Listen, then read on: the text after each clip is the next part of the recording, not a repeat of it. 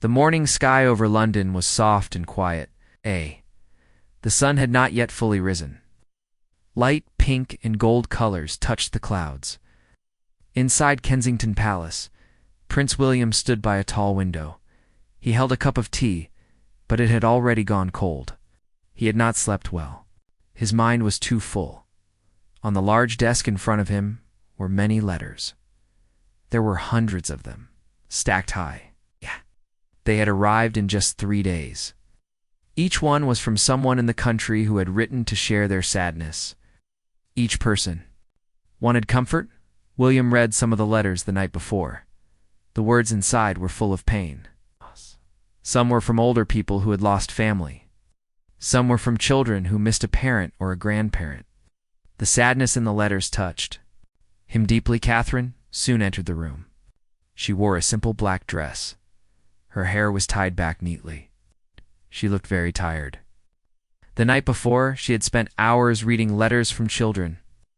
Some children had written short notes. Some had drawn pictures. Some had pressed flowers inside their letters. Every letter was full of emotion. William and Catherine looked at each other.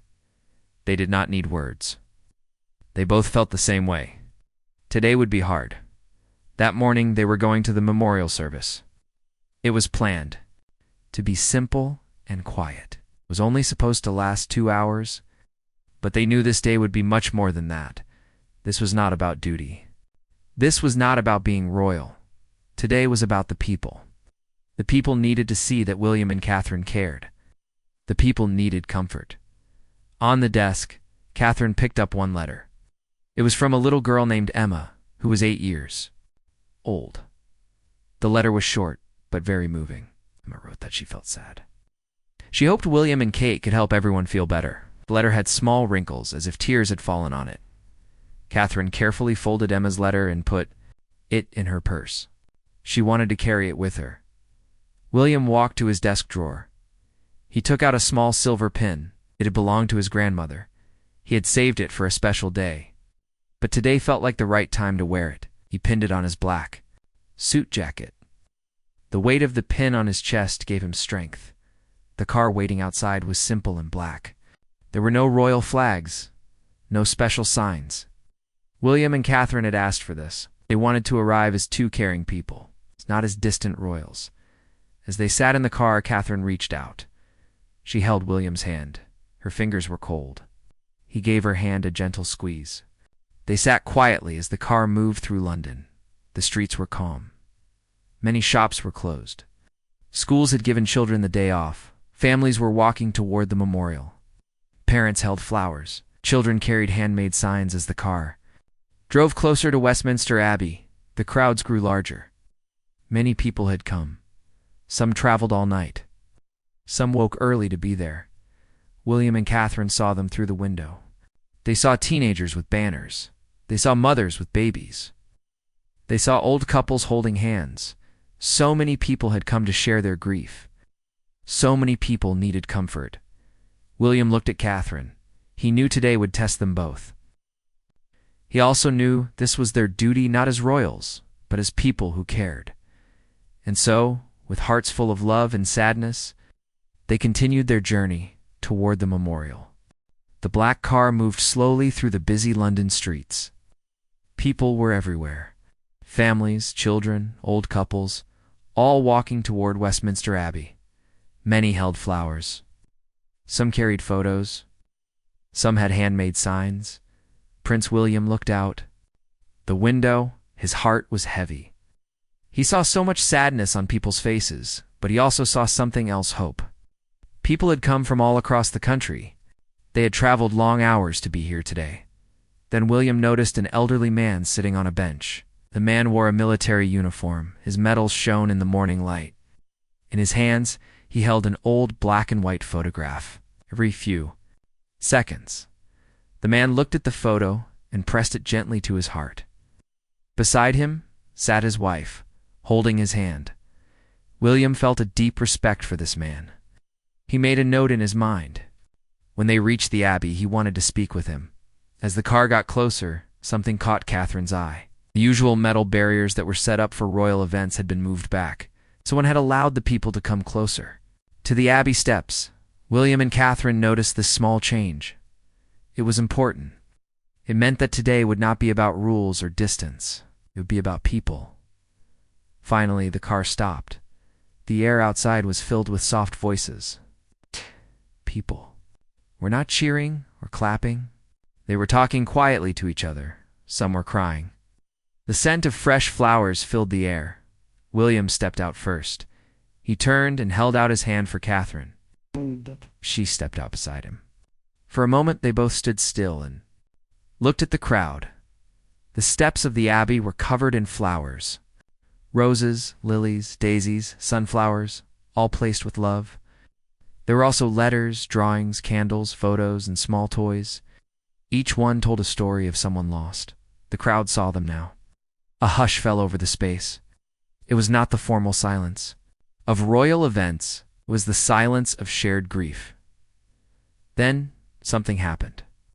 A little girl, no more than 5 years old, broke away from her mother's hand. She ran toward Catherine. Her blonde hair bounced in 2 small ponytails with pink ribbons. In her tiny hand, she held a single yellow daisy. The security guards started to move, but William raised his hand. He stopped them. He knew this moment was important. Catherine knelt down on the cold stone steps. Her black dress spread around her like a soft flower.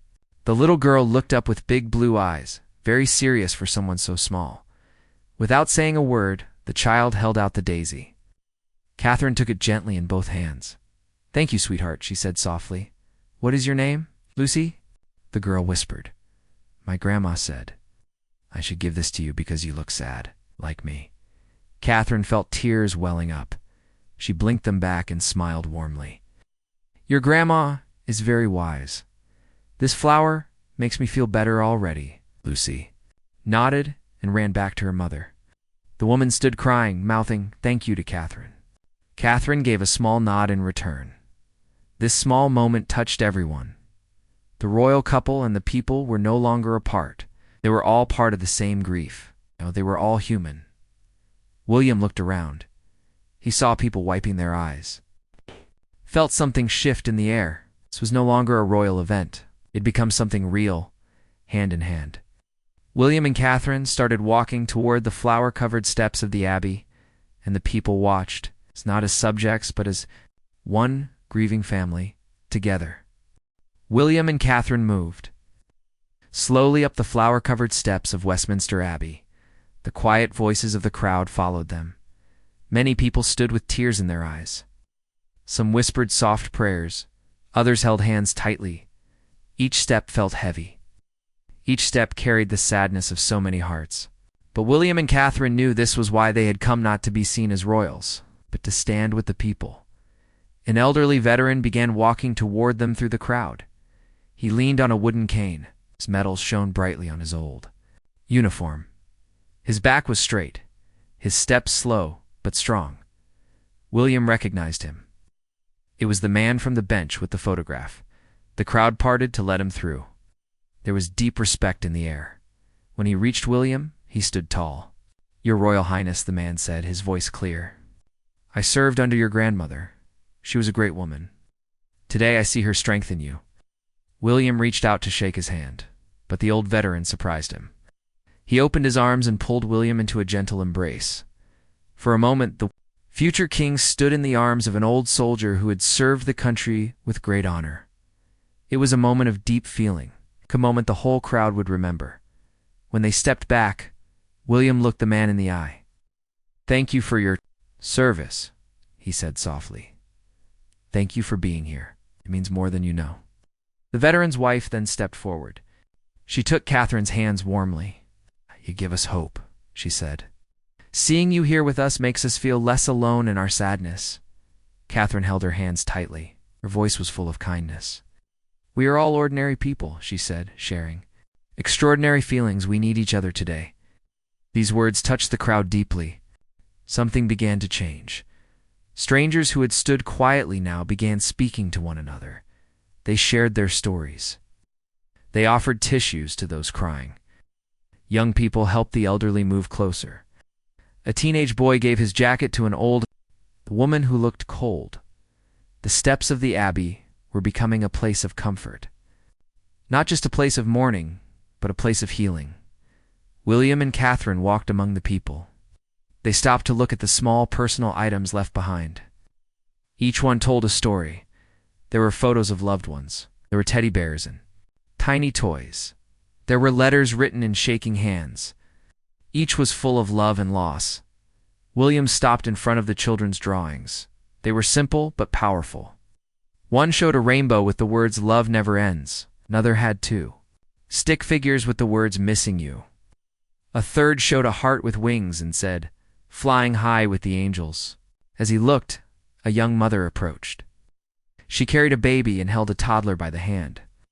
The little boy peeked out shyly from behind her dress. "My son drew that one," the mother said softly, pointing to the rainbow drawing. "He wanted people to know that love lives on, even when someone is gone." William knelt down. He smiled at the boy. "You are a wonderful artist," he said gently. "Your drawing made me feel happy inside." The little boy's eyes lit up. "You really like it?" he asked in a small voice. "I love it," William replied. "It reminds me that there is always sunshine, even on the cloudiest days." More families began to gather. The young and the old came closer. Teenagers put away their phones, knowing this was a moment too special to miss. And in that moment, outside the abbey, the people were no longer strangers. They were one family, grieving, healing, and standing together. William and Catherine stood quietly at the steps of Westminster Abbey. The crowd was still gathered around them. Some people had tears on their faces. Others held each other's hands. The air was filled with love and sadness. They looked at the sea of flowers, drawings, and letters. The little yellow daisy from Lucy was now in Catherine's hand. The weight of the silver pin on William's chest reminded him of his grandmother. He thought about all the people who had come. He thought about the little girl, the veteran, the young mother, the families. Catherine knelt down again beside a group of children. The children were sitting on the steps, near the drawings and teddy bears.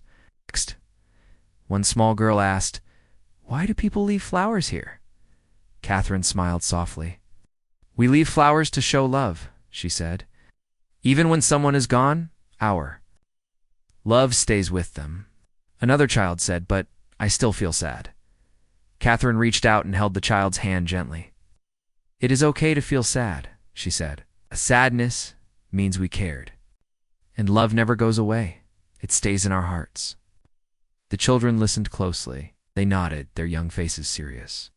Nearby, William was speaking with a young man who had lost his father. The young man's eyes were red from crying. Stood together in silence. Then William gently placed his hand on the young man's shoulder. "I know this is hard," William said quietly, "but your father would be proud of you. We are standing here with you." The young man's lips trembled. He gave a small nod. "Thank you, sir," he whispered. The bell of Westminster Abbey began to ring softly. The sound was gentle, slow. It was time for the service inside the abbey to begin, but William and Catherine both knew the real service was happening here in these steps. In the arms of the people. Here, hearts were healing together. A moment of silence began. William and Catherine stood side by side. They bowed their heads. The people followed. Across London, across the whole nation, people watching on their TVs also bowed their heads. The silence was deep. It was full of love and shared loss. When the bell stopped, people slowly raised their heads. Many wiped tears from their cheeks. Others hugged their loved ones. William looked at the crowd one more time. He saw new faces. He saw old faces. He saw people of all ages, all standing together. Catherine squeezed William's hand. No words were needed. They both understood what this day had meant. As they walked up the last steps into the abbey, they carried the love of the people with them. They carried the stories, the hopes, the sadness, and the strength they had seen that morning. Inside the abbey, the service began. It was beautiful and full of meaning. But for William and Catherine, the true heart of this day would always be outside among the flowers, the drawings, the children, the families. News of the day spread quickly. Photos of little Lucy giving her daisy to Catherine touched hearts around the world. The embrace between William and the old veteran was shown on television again and again. People everywhere spoke of the kindness and warmth they had seen. That night back at Kensington Palace, William and Catherine sat together in quiet reflection. The silver pin lay on the table beside them. Emma's small letter was safe in Catherine's purse. They knew this day had changed them. They knew the nation had shared something special. A moment of true connection, a moment of love and healing. And in homes across the country, people felt the same. Their hearts had broken, but also, in a small way, they had begun to heal together.